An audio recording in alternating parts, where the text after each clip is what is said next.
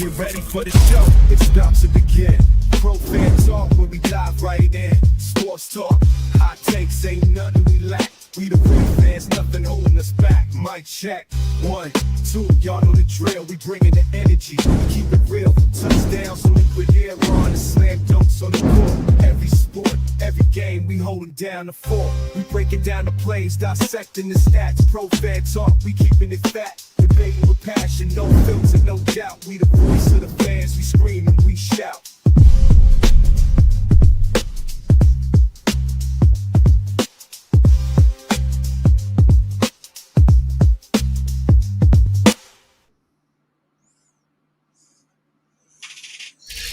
Whoa, what up, what up, what up? What's going on, good people? What's going on? Hope everything is all good with you. Happy Tuesday to you, man. It feels like I'm on a parade like hangover. It's like soon as the parade was over, now it's time for the NFL combine. You know what I mean? It was like it was no break. It's like I heard some people on Discord today saying that the offseason is moving slow, and I'm like, not for me, it's not, because I'm still buzzing from the Super Bowl win, the parade, everything that comes with that. Everybody's still talking about the Eagles, all of that type of stuff, man. So it's like you look up, and then going into this weekend, the damn combine is right here. It's like, what did I miss? But it's been a lot of stuff going on, man. NCAA basketball is ramping up. We almost in March Madness. WNBA is ramping up. Unrivaled is in full form. There's a lot of stuff going on, man. Everybody's talking about the wheeling and dealing that's going on now at the combine. Howie Roseman's down there. All the scouts are down there. Nick Sirianni was on air today. He was talking with Chris Sims, the I like to call him the Eagle hater. Like that dude finds a way to just hate on folks, or there's all he's. You know what? He's a butt guy. He's a butt man. Like everything he says is a backhanded compliment because it'll be a but at the end of it. Jalen Hurts, he played well, but you know, and that goes along. You guys saw the video. I'll show it a little bit later. The Skip Bayless video. I did a little video about that, and I had to laugh at it, man. It was like, come on, Skip. Man, we ain't got no room on our bandwagon for you, bro. None. Zero. Zilch. I ain't even trying to hear it. Take that mess somewhere else, man. Not down with it. So, but But it feels like I haven't been live in a while. And I don't think it's been, I guess it's been about a week and a half. I still been producing stuff, and I've jumped on other podcasts, but I haven't done anything on my own. I am efforting to get a couple of guests for next week. I am efforting. I don't want to spoil the surprise. Um, but I think I got to get a confirmation, but I might have somebody next week, possibly two people next week. One will be a current Philadelphia Eagle. I'm working on it. I'm efforting. Nothing is confirmed yet. So we still got our hands in the mix. So we'll see. Um, we'll see what happens, man. So keep your fingers crossed and see if we can make some things happen. And of course, I appreciate everybody jumping in on this Tuesday night. What's up, Cody K, Carlos Rosado? What's going on? David McCoy. What's up, David? Daniel Berry Sports, always. Dirty South. I like that. Dirty South, 273. My sister's down in ATL, so I feel you, Dirty South. Alex, what's good? Chris, what's going on, dude? Let me see. Carlos, you asked me about was this the question you were talking about the other day? Question: after you do your assessment, I want to know your thoughts on what a well-respected Hall of Famer said about the Eagles. I don't know, not sure who you're talking about. So let me know. I'm not. I mean, we can talk about that now, Chris. I mean, the Charmin Soft Packers, Charmin Soft, Pillow Soft, Kleenex Soft, whatever you want to call them. Everybody bitching about the tush push, brotherly shove. I saw what's the Raheem Morris, head coach for the Falcons. He threw his 2 cents in the ring. I thought it should have been illegal 3 years ago. Why? Because we whooping your ass with it. That's the only reason everybody wanted out. So Green Bay, they just looked stupid when they did it. And you know what? Sirianni said it perfectly. I don't know. Obviously, people that's not in the Philadelphia area don't listen to WIP. He explained it. Sirianni explained it on the radio. And he basically said, y'all don't understand how hard we work on that play. So it's not just like, well, we'll call it, like in passing, like they put time in on that stuff. And there's a strategy to it. And when I watch it, I understand exactly what they're trying to do. I can see how they, because really everybody has a job, but it's really on Jalen Hurts to decide where he's going to go. And if you look at him, he looks at kind of like both sides and he picks his gap. In my estimation, in my opinion, the most successful path is going off that left guard. And you kind of get that left gap. Because to me, there's only been one team that legitimately stopped the brotherly shove. One team, and that was the Bengals. They're the only team that I've seen that legitimately stopped it. If everybody was smart, they would go look at that tape. I know how to stop it. Or at least I got my interpretation of how to stop it. So why is Siri popping off on my iPad? So yeah, like I understand. I got a good idea how to stop it. And it's not the nonsense that they doing now. You're not going to beat it that way. Jumping over the top and all of that kind of stuff. You might get lucky. The people that got lucky was because it was a bad snap. When the Bengals did it, it wasn't a bad snap. The Bengals legitimate had a strategy, and it worked. The Bengals got lower than the offensive line, so that was just a particular situation where our offensive line couldn't get their feet moving and they couldn't dig in. If you go underneath, the low man is going to win in a situation like that. Especially, why do you think that their helmets literally are almost touching the ground? Because they got to get low. If they get underneath it and they root your legs out and you can't get no traction, you're done. And even when you see the dudes jump over the pile, if you get caught in the pile, you have no legs. So you're basically just riding away. So wherever that wave takes you is where you go. And then you get two tight ends or whatever pushing Jalen Hurts through. If you left your feet, all Jalen Hurts has to do is hold you with one arm and you going wherever they going.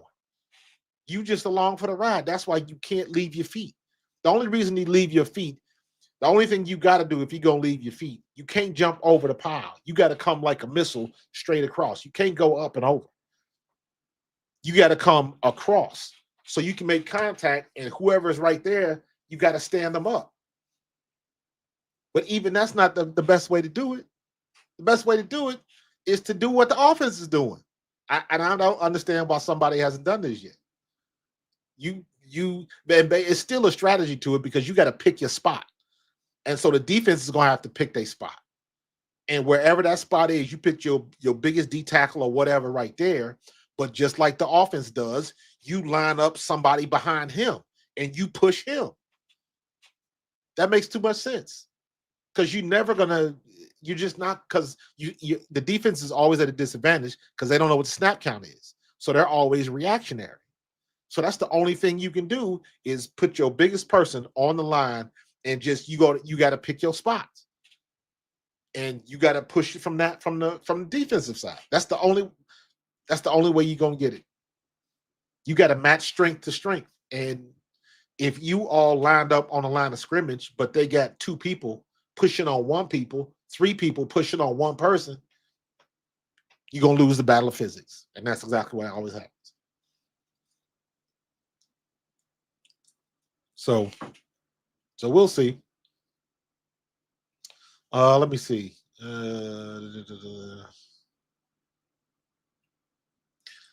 Let me see. Nah, man, that ain't me rapping, dog. That ain't me. That ain't me, man. Listen, dude, I can't even cap. That's straight AI, dude. That's an AI program that I used. And I must have messed around with that, I don't know, 15, 20 times before I got something that I like. And I got lucky because I tried to redo it. I've tried to redo that song. The program that I use is called Suno AI. And I've tried to do another song, and I wanted to add some stuff with some lyrics about the winning the Super Bowl.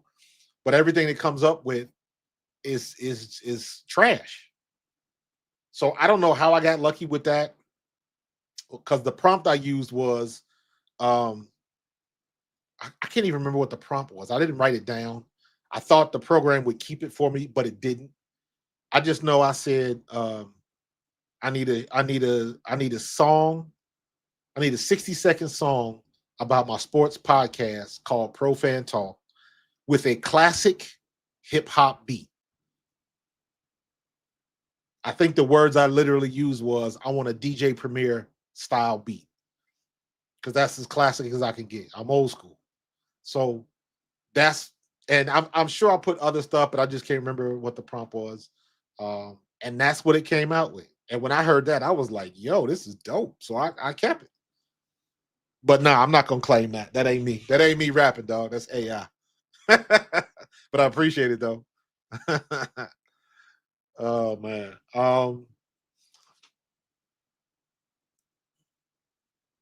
You see me in other people's clips? That's all good. It's all good. Listen, it's enough room for everybody to eat, man. I'm trying to spread out, man. I'm trying to do some other things. Trying to keep it. It's very difficult because I had the idea of, I was thinking about doing another channel because I do so much WNBA women's basketball stuff.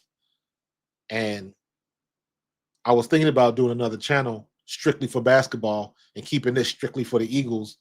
But that ends up being too much work. And I don't feel like doing that. And I think my audience is smart enough to shift with me. You know what I mean? Because, we go to the Super Bowl, so my numbers go through the roof. But last year, it was my WNBA stuff that went through the roof.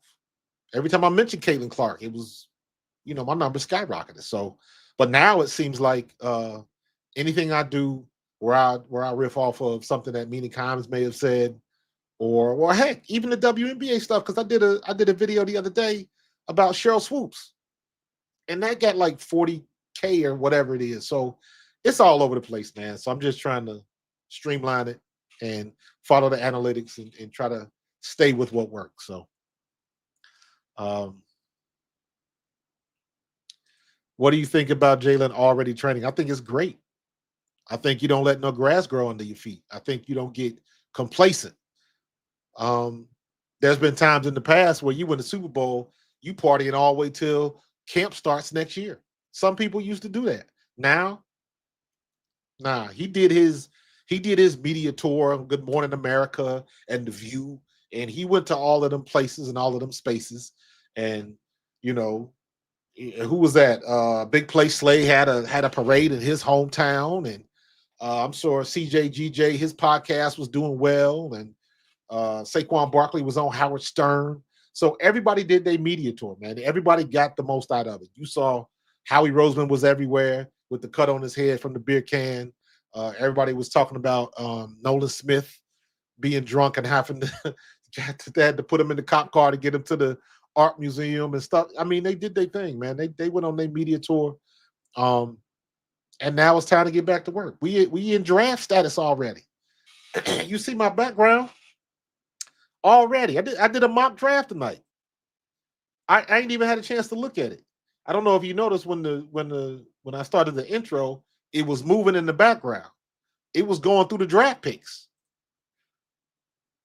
So like this thing goes quick. This thing goes very quick.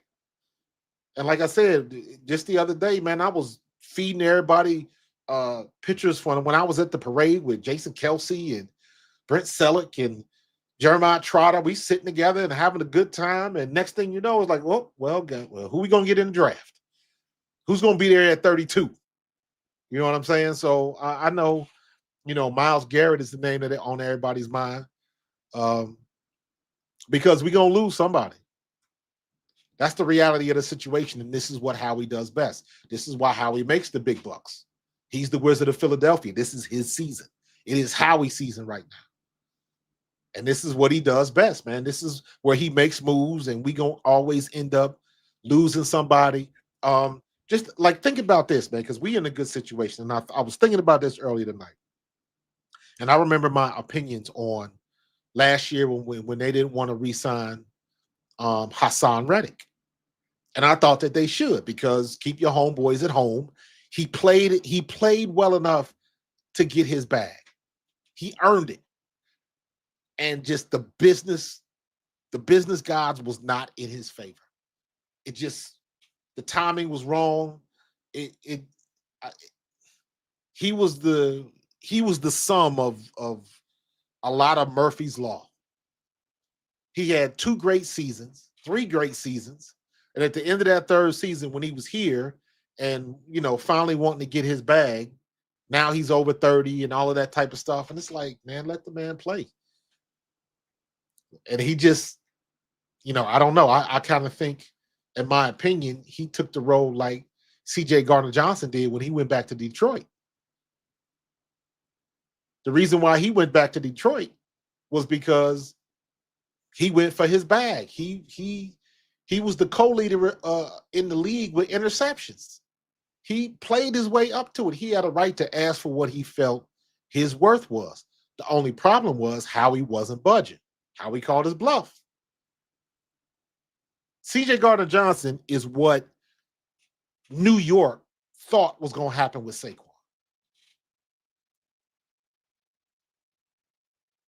That situation played out. That's what New York was thinking was going to happen with Saquon. That they thought somebody was going to give Saquon a middling offer that's not too far above what New York wanted to pay him. And New York would have been like, well, we'll give you this much because I know you were asking up here, but the market says you're only right here. And then Philadelphia swooped in like, Scrooge McDuck and threw their money bag at him. And it all blew up in New York's face. And we got the best case scenario. We got a 2,000-yard rusher and the Super Bowl ring. But the funny thing about the Giants is if they would have paid Saquon, and this is where the business comes in, and this is where the Giants were correct. This is where the Giants were right. It just sucks that it was Saquon. They were right in not wanting to pay Saquon that money. They were wrong because they paid that money to Daniel Jones and they got nothing from it. They had no return on their investment because they're going to end up getting another quarterback this year. Daniel Jones is going to be out. But even if they would have kept Saquon Barkley, they don't have an offensive line to give him what he needs. We did. And somebody as a running back, I look at Saquon and I say all of that time he wasted in New York. Those injuries he had in New York. That offensive line, I remember the times we played New York. We would be giving Saquon the business. Saquon would have like 60, 70 yards and would do nothing for 3 quarters, and all of a sudden he would bust that 150-yard run, and that would send his stats up. But for the most part, we kept him in check. Now, fast forward to this season, and you put him behind a premium offensive line, that's the problem. He was running behind that direct up there in New York. And plus, everybody knew where the ball was going because they didn't have nothing else. And it's amazing what you can do when your team is complete. And now all of a sudden you get all these media heads blaming us like it's wrong that Howie put together a phenomenal team. That's like an excuse now. Well, yeah, you can win it because you got AJ and you got Devontae and you got Saquon and Lane Johnson and Maya Lott. And it's like, well, why you mad at us? Because your GM can't do that. Don't hate us because we beautiful. We got a GM that took his stripes. He took his lumps. All you got to do is go back and look at the Chip Kelly years. Howie Roseman took his lumps. Howie Roseman earned everything he's getting right now. He earned it. He took his lumps, sat in the back room, came out swinging, and he was studying while he was back there. Took the back office when Chip Kelly failed. He was studying. He was stepping his game up, and we benefited from it. Howie Roseman is 2 for 3. Do y'all understand that? 2 for 3 in 7 years. 3 Super Bowl appearances, 2 victories. Y'all better stop playing with me. This is Howie season right now.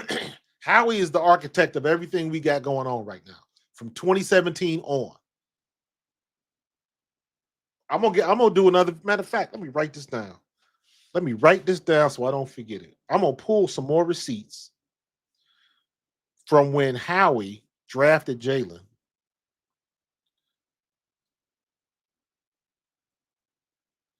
And not necessarily about Jalen, but I just remember how everybody felt about Carson Wentz. I remember how everybody felt about Carson Wentz. And because, listen, and sometimes we got short memories. Carson Wentz was the truth. That boy came from North Dakota State slinging that rock, and he could run. Carson Wentz was Josh Allen before Josh Allen was. He was big. He could run. He could get out of the pocket, and he could sling that rock. Carson Wentz was not no scrub. We just didn't understand the attitude thing. Plus, and this is just me. This is just my opinion. I still say Carson Wentz wasn't never right after he took that hit from Jadeveon Clowney in the back of his head for the same reason that Antonio Brown wasn't right after he took that hit from Vontaze Burfict. You know what? Let me bring that up just to drive this point home. Because I don't think a lot of people understand.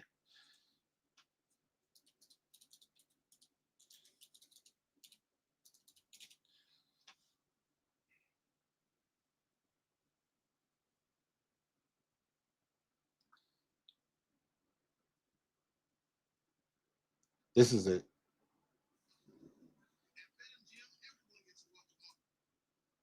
I'm gonna find it. I do this to drive this point home because I don't think if you didn't see it in real time, a lot of people forget about it. Let me see if I can hold on. There we go. Y'all still there? Check this out.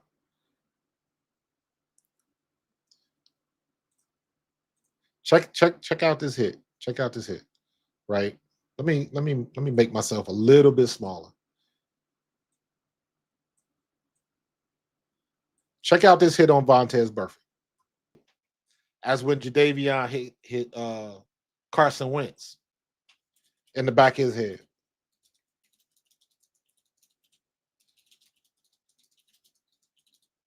It just didn't look as vicious. It just didn't look as vicious. Look at this. Bam. And drove his head into the ground. Now, as a running back, let me tell you this right here.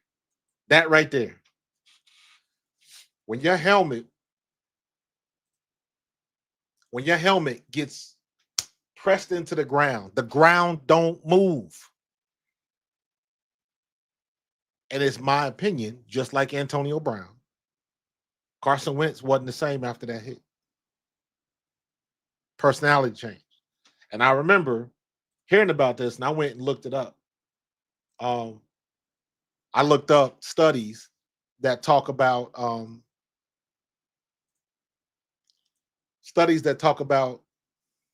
people that have been in car wrecks and had head trauma and how their personality changed, or they came back speaking different languages, or like something drastic changed. So that is not out of the realm of, this is not fantasy I'm talking about. That's legit. And I think if you remember, or maybe most people don't, Antonio Brown was a mild dude before that hit. He wasn't, after that hit, that's when stuff started going crazy. Live streaming in the locker room and all of that stuff. That's my opinion. So Frado said, yo, we get Myles Garrett speaking into existence. Listen, Howie on the phone. I know Howie doing that work. I already know. I think there's a much better chance than people really realize.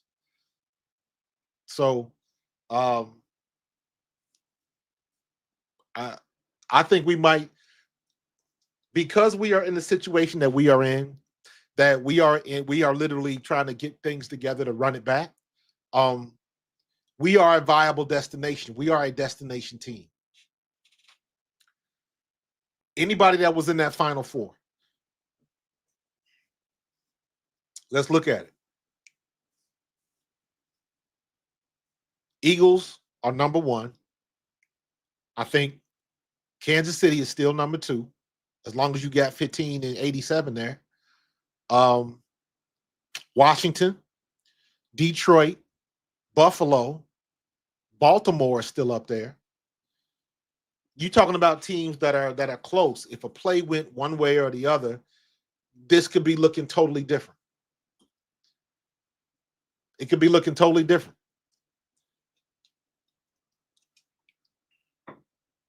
If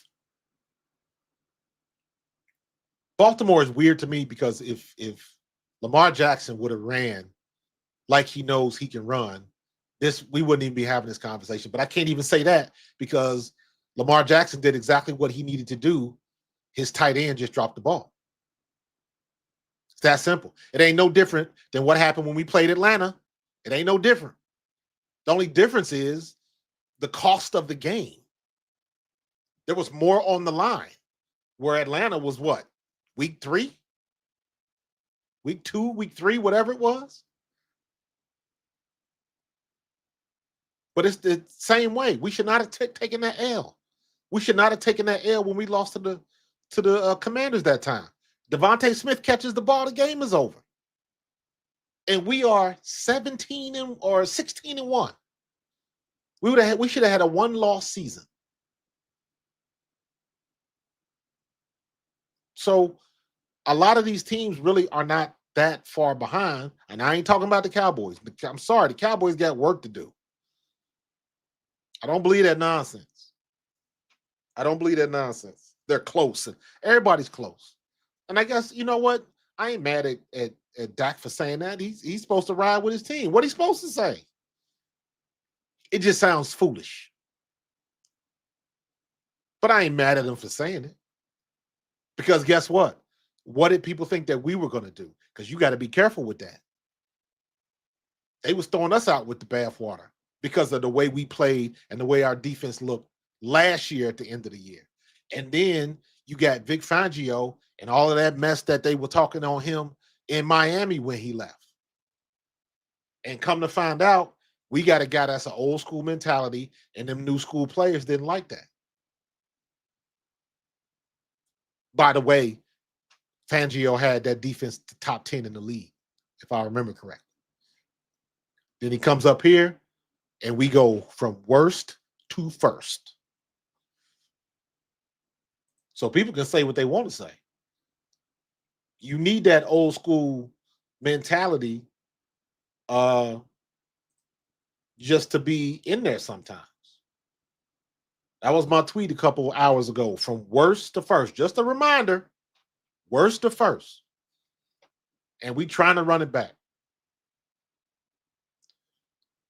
We trying to run it back. That's why Howie's in Indy. That's why Sirianni is in Indy. At this point, what you need to see right now? What are you looking for? What do you need to see?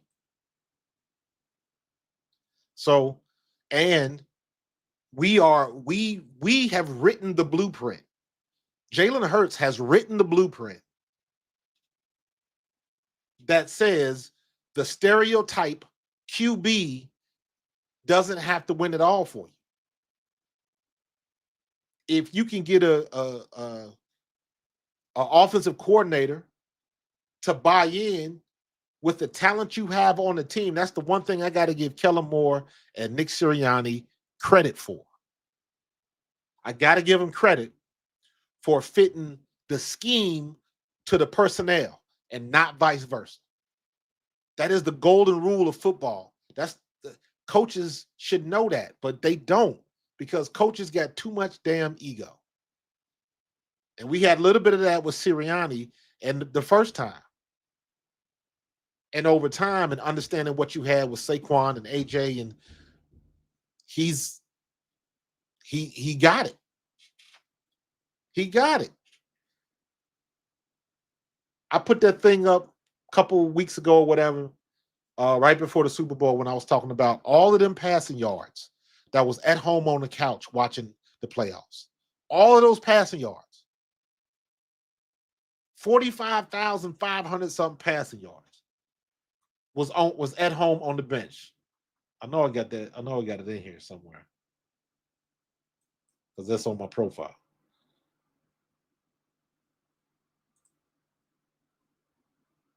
I know it's back there somewhere. But all of those, we're going to get into that too. That was funny. I did that too. I can't find it. It's way back.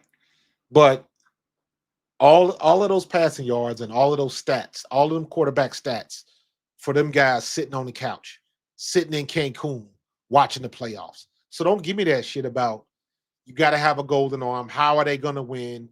Even you'll see my video when it comes out tomorrow, and I'm going off of what Mina Khan says, because she was making her comments about Shedeur Sanders, and she was saying he doesn't have a cannon arm. You don't need a cannon arm. The only time you need a cannon arm is if you're throwing a Hail Mary. Most quarterbacks ain't throwing the ball over 30 yards. A deep ball is usually a 20 to 30 yard throw and a 20 to 50 yard run. The playmaker makes the play, not the quarterback. Now you're gonna get a couple of long throws, but at the end of the day, the quarterbacks ain't throwing deep like that all the time. Y'all know what I say. The long ball is overrated. It's great when you see it, but for the most part, you dipping and dunking, and somebody gonna break a tackle, Saquon gonna shake somebody. AJ gonna run somebody over, hitting that quick slant through the middle, and he off to the races. So, but everybody gets stuck in that same, I don't know. They still looking at that same stuff. That same stuff. Trent Dilfer, absolutely. Absolutely. Trent Dilfer. Trent Dilfer was not a good quarter. Well, I'm not gonna say that. Trent Dilfer was not the all pro because I don't want to feed into that habit like a lot of people do, and I'm very conscious of that. That because he's an analyst, but he didn't have a Hall of Fame career, you act like he don't know the game, and that's bullshit. They do that with people like Trent Dilfer. They do like with Dan Orlovsky. People like that. It's like, oh, he played for the Lions. He got ran out the back of the end zone. That don't mean he don't know ball. And I put myself in that conversation. I didn't have a great long career. That don't mean I don't study the game. And a lot of people would like to go with that if my views or my takes don't align with your opinion. So the length of somebody's career is the low-hanging fruit. Oh, you didn't do shit when you played anyways. You was practice squad player. What that got to do with anything? I was one of the best running backs in 1AA history. And I would dare say in college history. Look my stats up. But that second year with the Eagles, they drafted a dude named Charlie Garner. And that joker was nasty. It is what it is. I don't mean I don't study the game. Nick Foles, what about Nick Foles? Nick Foles was a good quarterback in the right situation. But, again, there's a but. As much as we love Nick Foles, you look at Nick Foles everywhere else he started. Every year, Nick Foles was the starting quarterback. He didn't finish. He got hurt. If you remember, he didn't start here. Wentz got hurt. And he took us over the finish line. The reason why everybody loved Nick is because Nick went toe-to-toe with the greatest to ever do it. And he knocked him out. He took the blows. That game, that Super Bowl was in the 40s, man. That Super Bowl was in the 40s. He went toe-to-toe with Tom Brady and came out on top. That's why Nick is Nick. He was at the right place with the right people at the right time. Right now, Jalen Hurts, this year, right people, right place, right time.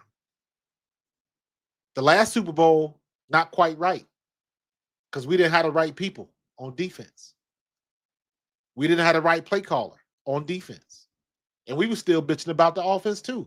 But if you remember, if you want to go back and look at it, look at how many yards Jalen Hurts threw for last year. Matter of fact, Jalen Hurts should have thrown over 4,000 yards last year if the bottom didn't drop out the last 4 games of the season. A.J. Brown missed what, the last 2 games? There was no reason. I think all Jalen Hurts needed was like 150 yards or 200 yards a game to get out of the season, the last 4 games, and he would have had 4,000 yards. That's, to me, that's the perceived threshold to be considered a good passing quarterback.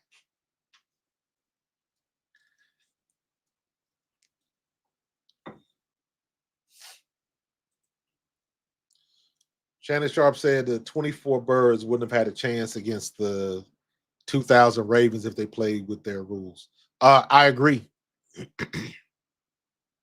No, that's not true. Because if we play by their rules, so it depends, and I got to look. What were the rules back then for the RPO? was the rule that you could only go. I think back then the offensive lineman could still go 3 yards past the line of scrimmage on RPOs. So if that was the case, I think we would have had a chance. However, that Ravens defense was too good. That Ravens defense was better and more physical than our defense this year.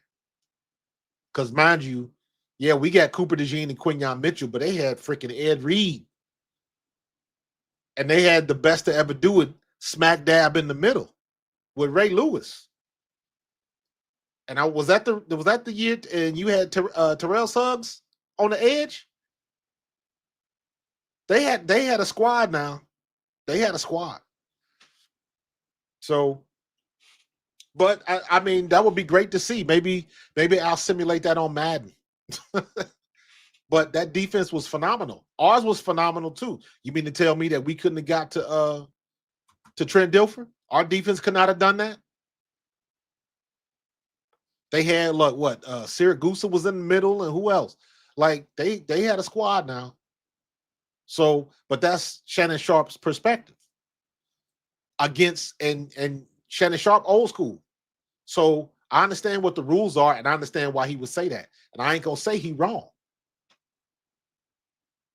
I'm not gonna say he wrong, but our offensive line, the way with Lane Johnson and Mailata, and yeah, we was Mailata somebody different. Y'all got to remember, the NFL had never seen anybody like Mailata before. Nobody. And I'm coming from. I was born and raised in Cincinnati, so I grew up with one of the best offensive linemen ever, with Anthony Munoz. And you got somebody like Jordan Mailata that runs like a damn fullback at 6'8" and 300 something pounds. Unheard of. The first time I saw that Joker's rugby tape, I was like, if they ever bother to put that man at running back, somebody's got a problem. Somebody's got a problem. Tight end, as big as he is and as big as he can move. So I don't like to try to compare eras because they're different eras. They're different. It was a different. We would say the same thing because I played with Seth and Clyde and that 93 defense, that last piece of the gangrene defense. And if you want to go 2 years before that, when it was Seth and Byron Evans and Jerome Brown and Reggie White and Wes Hopkins and Eric Allen and Andre Waters, Willie T, all them dudes was on that defense. That defense was tight. So what about them? So I'll say it again, we had the right people at the right time on the right team. We almost had it together, and we were one play away 2 years ago. 2 years ago. So it is what it is. Defense wins championships, man. Because they were having the same conversation about Trent Dilfer back in the day. Trent Dilfer was one of the first people that they were calling a game manager. I don't care how you manage the game. Did he get the dub or not? And they were having the same conversations, bro. Same conversations. So you ain't going to make everybody happy. So it is what it is. You can't make everybody happy. That was Woodson, no Ed Reed. Okay. Was Ed Reed in Seattle? I don't remember. But Woodson is another one. He was in 2003. Okay. I'm getting foggy on who was on the team. I just know that defense was tight. And the defense won that Super Bowl. Was Ray Lewis the MVP of that game?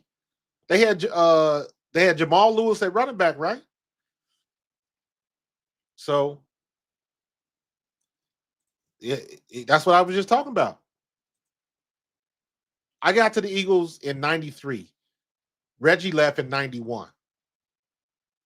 And I remember I went to the thing when Reggie White passed away. They had a big memorial, like a very impromptu memorial thing for Reggie White down at the Naval Yards. And I remember His wife came and she spoke, and she said we never wanted to leave. She said we never wanted to leave Philadelphia, but Norman Brayman didn't offer them a contract. So I played for Norman Brayman, and then Jeffrey Lurie bought the team in '94. So I was there for Norman Brayman's last year, with the cheapness and the, the let me see, I can't find it. Like we had, so think of it like this, stuff like this, right? I'm a rookie. I made the team.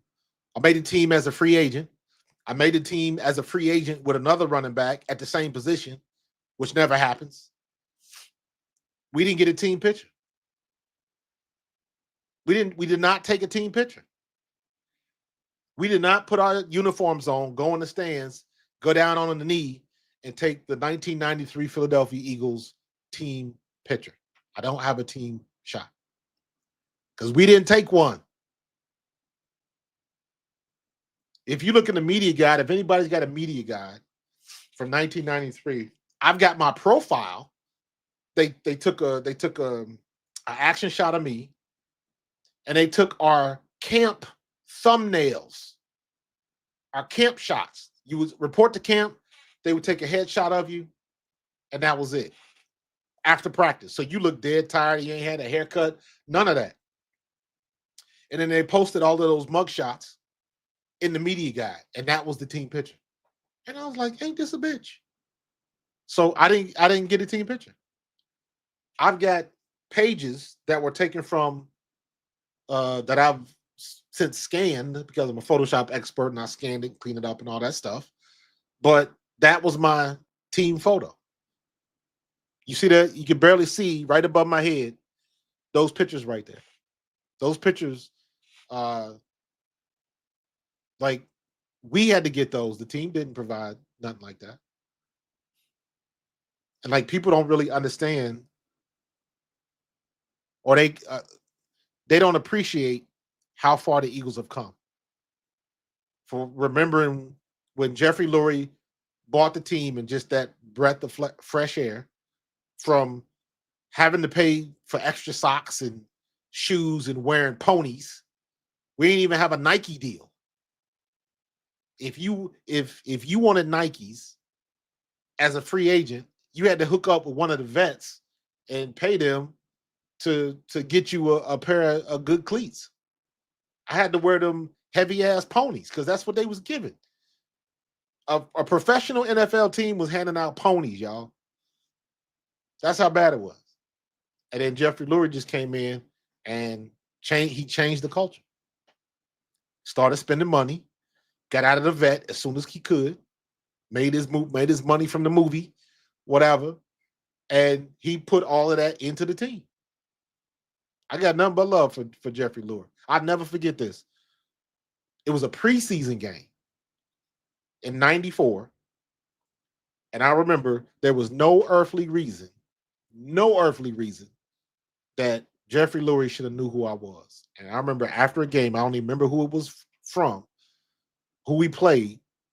I walked in the locker room after the game, and he greeted everybody that came in that locker room, and he greeted me on a first name basis. Shook my hand and said, "Great job today, Marcus." I will never forget that because he shouldn't have known who I was, but he did. That means he was invested. Norman Brayman wasn't. Never saw that dude. Never. So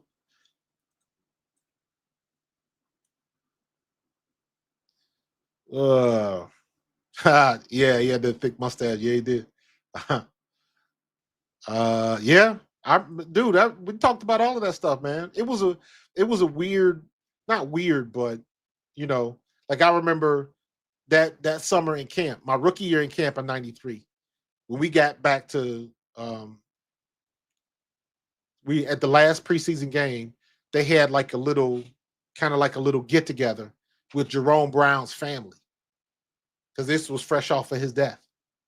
This was the first year he had passed away the previous year. So just experiencing things like that. Bicycle him almost wrecking a Viper in the parking lot. I'll never forget that, man. We didn't have an indoor practice facility. They had this big hot ass bubble that we would go practice indoor if the weather was bad. Well, we didn't like doing that because the air was stale and it was hot in there, right? But one day, Bicycle him because he was a big deal. He was still playing and he had just started doing the news, but he had a sponsorship with some Dodge place, and he came to practice with a Viper. He was like, "Yo, this red Viper with the racing stripes down the middle." I'll never forget that. And we was in the parking lot after practice. He hopped in this Viper, had his helmet on, and took off like he punched it. And man, this thing took off like a rocket. However, uh, that stadium parking lot was not flat. So if you got close enough to the telephone poles where they had, like, I guess, like drains, the ground would like mound up a little bit, and he hit one of those mounds, and them tires got off the ground, got a little airborne, and when he hit that, you heard that screech, and he fishtailed a little bit, and man, his heart was in his chest, in his throat for a hot second, because we thought he was gonna lose it. It was crazy, man. But wouldn't trade it for the world. Do I see a draft day trade out for us? Possibly, because it's hard to say that now because Howie Roseman is starting. He's making his moves now. He's positioning his pieces on the board now. So there's a lot of moving parts before we even get to the draft. And I think Howie's going to make some stuff happen before we even get to the draft. So we might have moves done before draft day. You never know with Howie. All I know is Howie going to get it done. I got total confidence in Howie Roseman. Again, he is the Wizard of Philadelphia. Tiffany says, that's why I'm going to celebrate every chance I get. Talk about the Eagles. Always win. No, we haven't. Hey, I was part of the team when them lean days. But 93, we had a good team. We had a good team. We were 6-1. And Randall Cunningham tore his knee in New York. That was the game that Eric Allen had the famous pick six. That's the video I show sometimes when I do the Eric Allen should be in the Hall of Fame. That play, that was against New York. Randall tears his knee. Bubby Brister hadn't been with the team for a long time, didn't know the offense, and we just crashed and burned. I think we ended up 8-8. But if Randall would have stayed healthy, I think we would have made the playoff. So I'm with you, Tiff.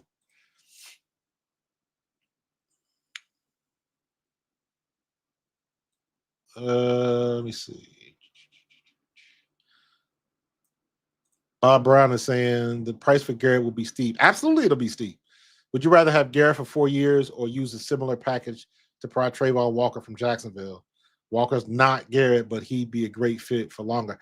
I don't know, man. I don't know. Everything is a gamble, man.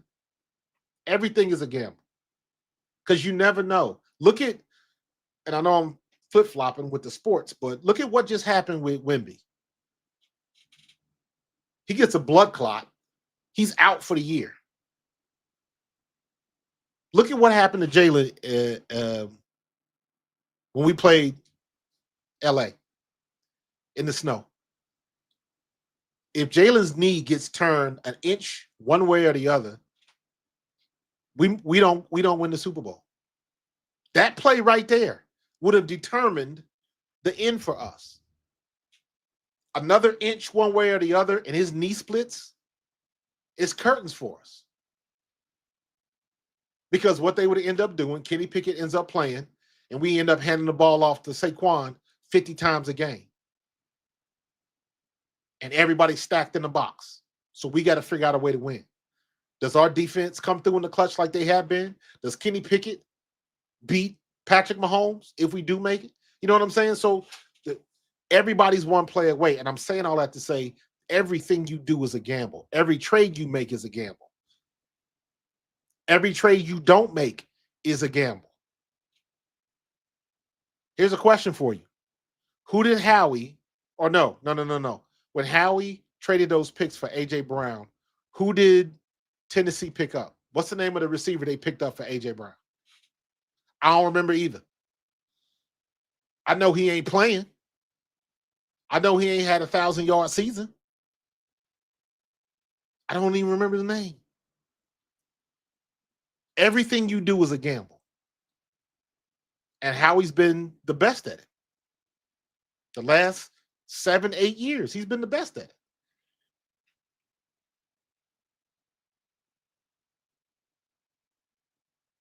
it. Pat says, I like story time with Coach. Yo, listen, I know it'll be probably hard pressed to get him, but I want to get Eric Allen on here, man. I've tweeted back and forth with Eric Allen asking him to come on, but because I want to talk about the stories when we were at Westchester, and Eric Allen brought in this big ass Tyco racetrack. He had about 3 or 4 racetracks in one big ass box, and we raided the local mall up in Westchester. Had like a little kiosk where they would sell the Tyco cars. And we went up to the mall, and everybody left with like 2 and 3 cars. It was like $12 or whatever. So, and that's what we would do on our downtime. That's what EA would do, because that would keep the rookies in the dorm, so we wouldn't be out getting in trouble doing dumb stuff. There was a bar across the street to where we stayed, to the dorm we stayed in. But that's the type of stuff, because there was always, I remember Eric Allen, my boy, that's how me and Willie T got real close. Kenny Rose was our special teams captain. And a couple other guys were always in that room. So as a rookie, you want to go hang with the fellas. You want to hang with the big dogs. You want to hang with the vets. Makes you feel good. So it would always be about 6-8 people in there. Kenny Rose was always watching anime because Kenny was from California. I didn't tell y'all about oof. Yeah, we're going to definitely get into story time one day, Pat. We're going to definitely get into one time. Kenny Rose, I'm going to say this story for another day, but let me say it like this. Kenny Rose was from California. Kenny Rose he was into martial arts. He looked like somebody that was in a martial arts movie. He just had that look about him. He was very lean. He's about 6'1", 6'2", ripped to shreds. Wasn't a huge dude. He was probably about 215. And he was a backup linebacker, but he was mostly a special teams guy. And Kenny Rose was from California. And he was into acting and martial arts and stuff like that. But he was an extra, like a background extra on, I believe it was called First and 10 on HBO way back in the day. And that was one of the first TV shows OJ was on. And we was in camp when OJ happened. And Kenny Rose was telling us shit about OJ. And we were like, what? Word? Like, for real? And now, let me remind you, this was as it was happening. The whole Bronco chase, and then Kenny was dropping knowledge, and we was like, really? Then you fast forward until when they went to the trial, and I'm listening to it, remembering what the stuff that he told, and most of the stuff he said came out in the trial. I was like, son of a bitch. Great. Hey, story time is real, bro. Story time is real. Yeah, Visek Emo was that dude, man. Visek Emo cool as hell, man. Cool as hell, dude. One of the nicest people. Yeah, Visek Edmond was a good dude, man. Good vet. Love Vi.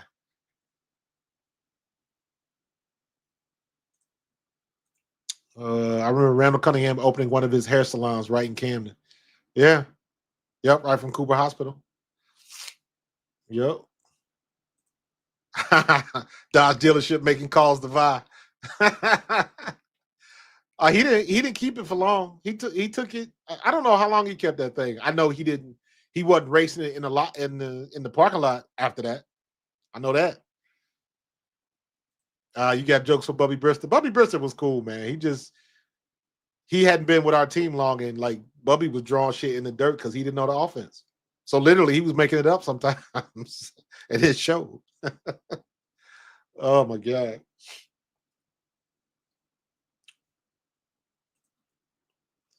Besides our own free agents, do you see Howie pursuing other free agents? Yeah, yes, I see. We signed who? Lou Nichols today.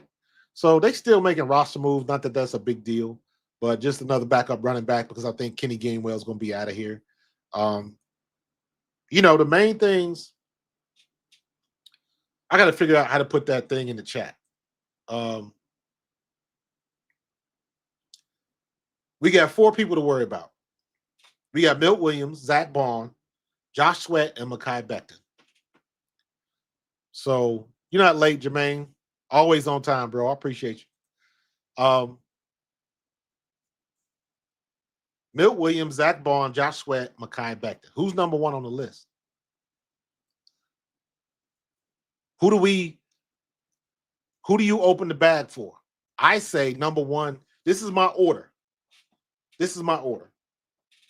Zach Bond is number 1. Mekhi Becton is number 2. Milt Williams is number 3, and Josh Sweat is number 4. Zach Bond should have been Defensive Player of the Year, point period in the paragraph. It's a shame that he wasn't, but we all know all of that stuff.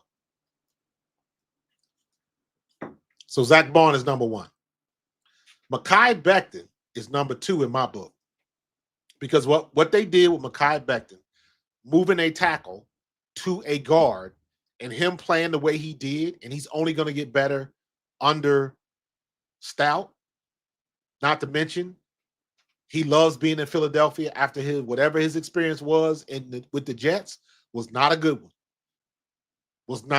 So when I see people like that had to go through the ringer and then they finally get they just with a team that, and he said it himself, Stout was the only dude that believed in him for the first time. He was a first round pick.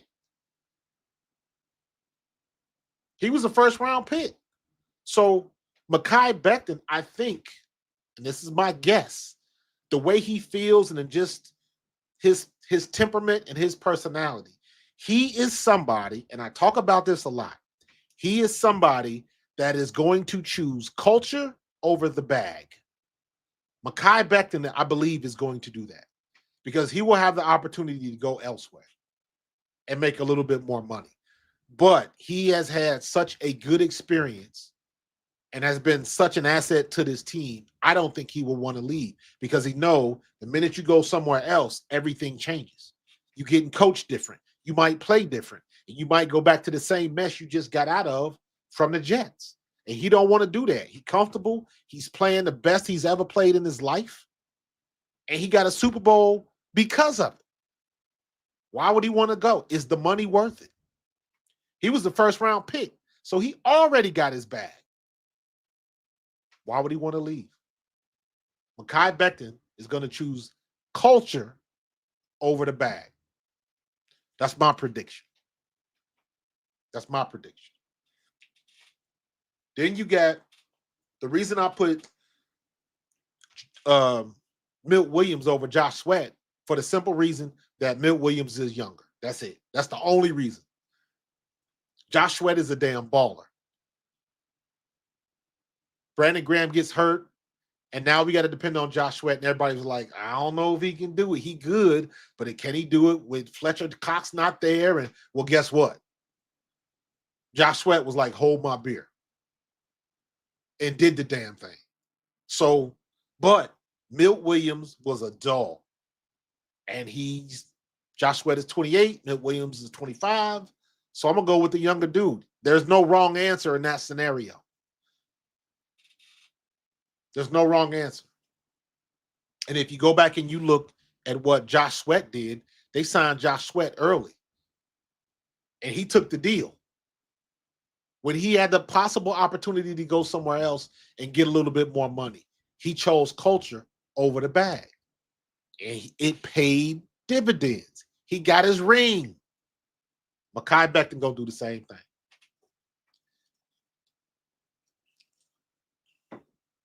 Mekhi Becton gonna do the same thing.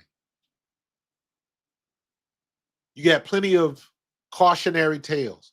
C.J. Gardner-Johnson, cautionary tale. Hassan Reddick, cautionary tale.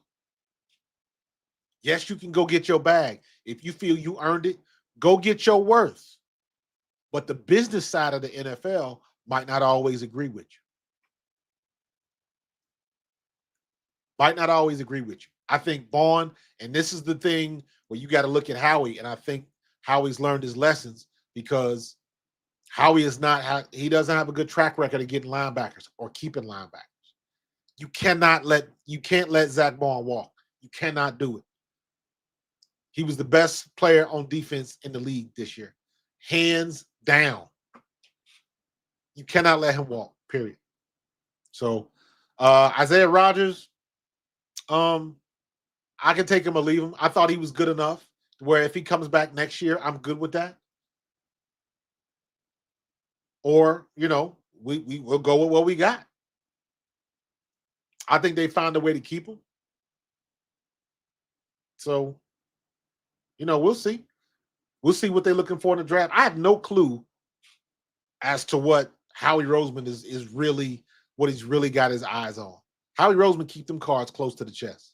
He don't let nobody see his hand. Now, it's no big secret about Myles Garrett. Everybody knows about that.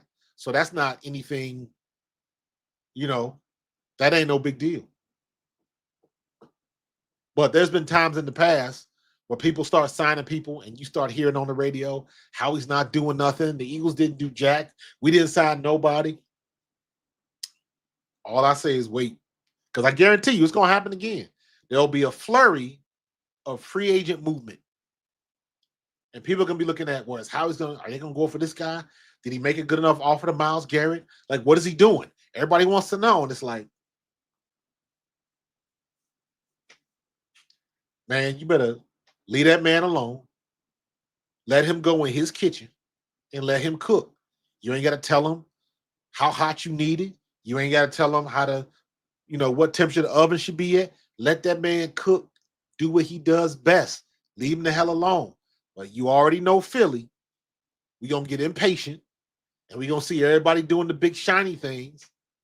And we're going to want some action. We're going to want to see, we want another splash move. And like, hey, I'm telling y'all, pump your brakes. Pump your brakes and let Howie drive. All you got to do is sit in the back seat, put your seatbelt on. There's a little iPad on the back of the rest so you can scroll and relax. Just go for the ride. Howie got it. Howie Roseman has got it. Trust and believe on that. So, yeah, Dave, I'm with you, bro. Nobody knows what they're going to do. Howie is the poker face, bro. 100%.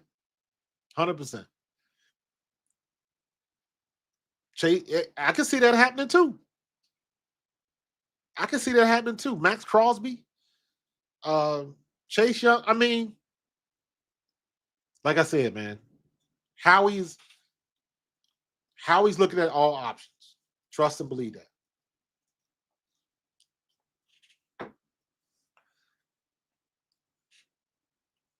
Trust and believe that. I don't know what Nick Bolton's going to do. I don't know. That's an interesting situation with Kansas City.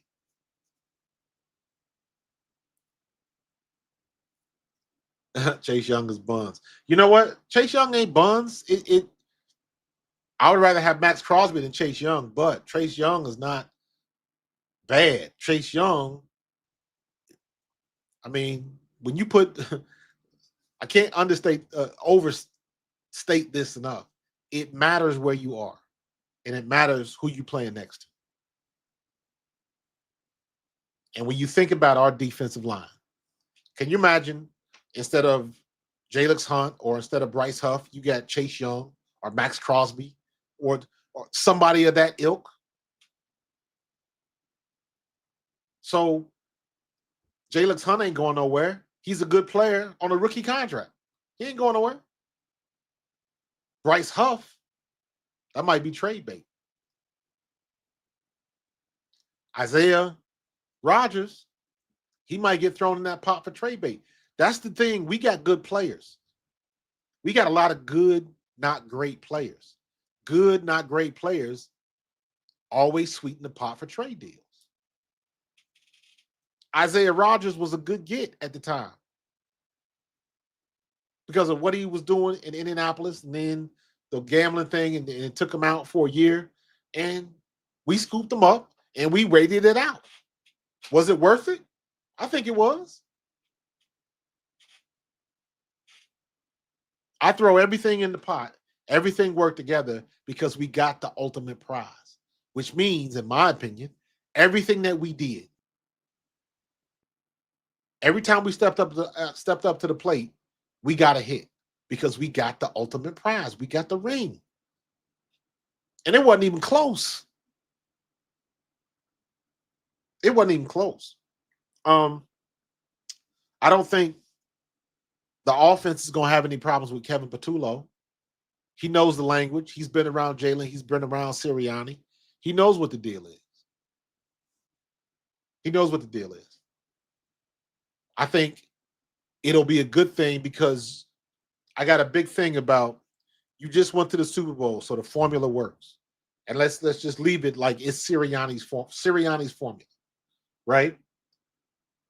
Why would you bring somebody in to change it up? You don't need to do that. You got somebody in-house that's comfortable with Jalen, that knows how to call the plays, that he understands what's going on. Let him do his thing. Let him do his thing. Again, yes, we got to change some things up and we got to tweak some things. We still got Saquon and we still got Jalen Hurts. We still got the baddest 1, 2, 3, 4, 5 combination. It's not a 1-2 combination. It's a 1, 2, 3, 4, 5. Jalen Hurts, Saquon Barkley, AJ Brown, Devontae Smith, Dallas Goedert. What the 5 fingers say to the face. Smack. Nobody can get with us. And although the team is going to look a little different next year in certain places, guaranteed, because that's just the way the business of the NFL is run. How we can't keep everybody. We will get a little bit of wiggle room, a little bit of elbow room with the cap increase. But at the end of the day, you can't pay everybody what they're worth. So somebody's got to give it up. That is why, in my opinion, the whole thing with Mekhi Becton is huge. Because Mekhi Becton could probably demand a good salary. But for some reason, I don't think he's going to do that. I think he's going to get a good deal, but I don't think he's going to break the bank. And I think we're going to end up being able to have Zach Bond as number 1, Mekhi Becton, and still maybe have a little bit left over to sign one of these free agents like a Matt Crosby, like a Myles Garrett. Because even if we let Milt Williams or Josh Sweat go, you still got a Jomo, and a Jomo is no joke. So we are in a good situation, man. We are reloading, not replacing. We are reloading. That's a good spot to be in, man. That's a good spot to be in. Yeah, Howie just watching, Tiffany. He just watching, sitting back, got his glasses on. He'll be at the combine with his binoculars on, all of that stuff. So we'll see what's going to happen. We'll see what's going to happen. I feel good about our situation because Howie is so zen in this. Everybody's trying to figure out what he's doing, and he still be fleecing them. Still does. So I'm good with what we got. I'm good, man. So Um, should have a good one. I'm looking forward to this weekend. I'll be live streaming the combine, so stay tuned for that. So that should be fun. A lot of stuff going on, man. A lot of stuff going on. So, but we've been rocking and rolling for an hour and 15 minutes, man. That's a good shot. That's a good shot. One more thing I wanted to go through. The topic of the day at the draft was everybody talking about getting rid of the shove. Um, yeah, Delco, I saw that, but that doesn't mean it won't happen. That just means that they don't intend to trade him. But Cleveland needs a quarterback, and if they get a quarterback, they got to have somebody for the quarterback to throw to. They got Cleveland needs some help, so they got to make some moves. Amari Cooper, is he still up there in Cleveland? I don't even. Who do they got at receiver? Then you got Jameis Winston. Like they got some decisions they got to make. So they might have to come up off of Myles Garrett. They might have to do that. Period. So I know that's not his intent, but we'll see. We'll see. Judy, okay. So I mean, what was Judy's stats last year with Jameis Winston? Not not very good. So well, I can't say that. I don't know. I ain't even worried about it. So I mean, everybody got moves to make. Everybody's got they pushing their chips at the table. I mean, you look at the situation like even he isn't okay. He in Buffalo now. Okay, got you. So okay, so they got Jerry Judy and who else in Cleveland? And I ain't hating on Cleveland because I'm a Cleveland fan, bro. I used to live in Ohio. I had a Brian Sight poster on my wall. Don't get me started. so we'll see what they're gonna do, but they have to make moves because I got a feeling that Cleveland will probably get Shador. Shador will put butts in seats in Cleveland for sure. Shador can win some games, man. Shador is a good quarterback. So we'll see. For 1,200 and 4 touchdowns for Judy. Okay, that's all right. All right. He got over 1,000, so he did work. He did work. Are they going? So are they going? If they do draft a quarterback, do they are they starting a young fella or does Jameis Winston is crazy behind? Is he still going to be starting? So, but hey, man, this draft season, bro. Um, got to run my first mock draft today. That was fun. I like this channel too. NFLDraftBuzz.com. No sponsor. Um, you know me, I like graphics and stuff. I like a visual. I'm not crazy about this dark background because it makes everything kind of hard to read. But yeah, the mock drafts were fun. I'm gonna try to get Ian Cummings on the podcast again. This dude knows a lot about the draft. So Brian Sight, yes, sir. Yes, sir. I'm old school, bro. I'm a 70s baby, man. I'm a 70s baby, dude.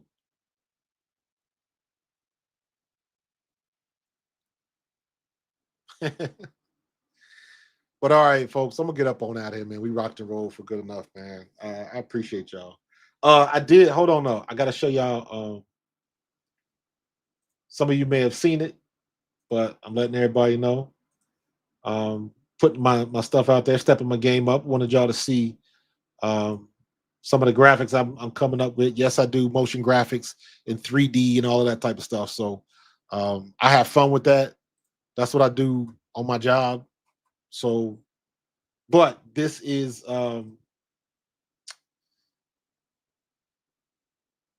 where'd it go? This is one of the treatments I did for for my motion graphics. So let me know how you like it. I'm gonna play it. And then y'all let me know what you think. Give me a thumbs up, thumbs down, all that kind of good stuff. Hey, what's going on? This is Coach Mark, the Pro Fan Talk. And give your feedback, plus, minus, Hold on. fan talk. There we go. As you guys know, I've been working on some new graphics. I don't know if you can hear it. Got to a stopping point. Let me know what you think.